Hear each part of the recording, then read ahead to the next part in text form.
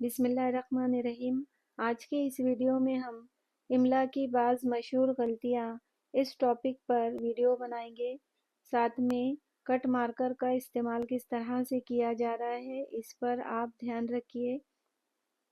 बच्चे अक्सर उर्दू इमला में बाज़ अल्फाज हुरूफ को गैर ज़रूरी तौर पर लाकर लिख देते हैं। ये भी एक तरह का गलत इमला है। इनकी सही सूरतें क्या है वो आज हम इस वीडियो में देखेंगे। बहुत से छोटे छोटे ऐसे अल्फाज हैं जिस पर हम ध्यान नहीं देते हैं और उसकी वजह से एग्ज़ाम में हमारे मार्क्स कट हो जाते हैं। इसलिए हमें इन छोटी छोटी गलतियों को सुधार कर सही अल्फाजों को किस तरह से लिखा जाता है इसकी मश्क करनी चाहिए। अपनी गलतियों को दूर करना चाहिए। हालांकि इंसान गलतियों का पुतला है, लेकिन उर्दू में कोई भी छोटी छोटी गलतियां हमारे मार्क्स पर असरअंदाज हो सकती है। तो आइए शुरुआत करते हैं कि बच्चे कौन से ऐसे अल्फाज हैं जिनको मिलाकर वो लिख देते हैं जिससे उनका जुमला गलत हो जाता है। जैसे वो लिखते हैं इसको, दोनों को साथ में मिलाकर लिख देते हैं, ये गलत तरीका है। उसी तरह वो उसको भी मिलाकर ही लिखते हैं, ये भी गलत है। इसको जो सही तरीका है उसका लिखने का, दोनों का अलग अलग है।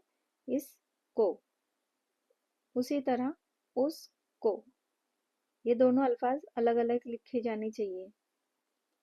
ऐसे ही अक्सर बच्चे इसलिए भी साथ में ही लिख देते हैं, जो कि गलत है। इसे अलग अलग ही लिखना चाहिए, इसलिए।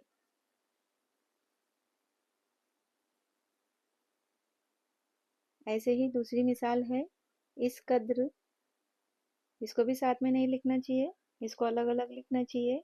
इस कद्र,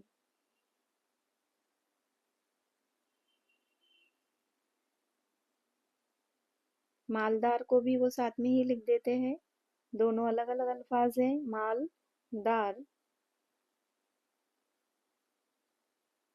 मुझको, ये भी दो अल्फाज हैं, इन्हें भी साथ में लिखना गलत है, अलग अलग लिखेंगे। मुझको,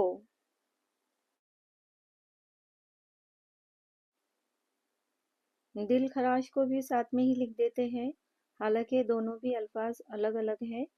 दिल और खराश, दिल खराश।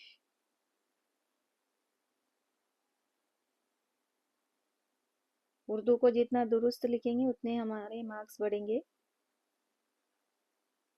इस तरह भी वो गलत ही लिखते हैं, अलग अलग लिखना है। इस तरह,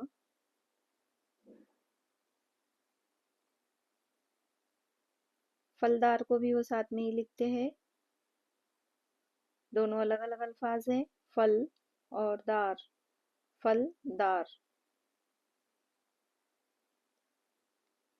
इसी तरह वो लिखते हैं खुशबू, इसे भी अलग अलग ही लिखना है। ऐसे ही खूबसूरत भी वर्ड है, वो भी दोनों अलग अलग होते हैं। ये खुश अलग और फिर उसके साथ बू अलग। इसी तरह से दिलचस्प, ये भी दो अल्फाजों का मजमुआ है, लेकिन इसे अलग अलग लिखना है। दिलचस्प। इस तरह से हम अपने अल्फाजों की जो गलतियां हैं छोटी छोटी, उसे दुरुस्त करके उर्दू लिखाई अच्छी कर सकते हैं। Thank you.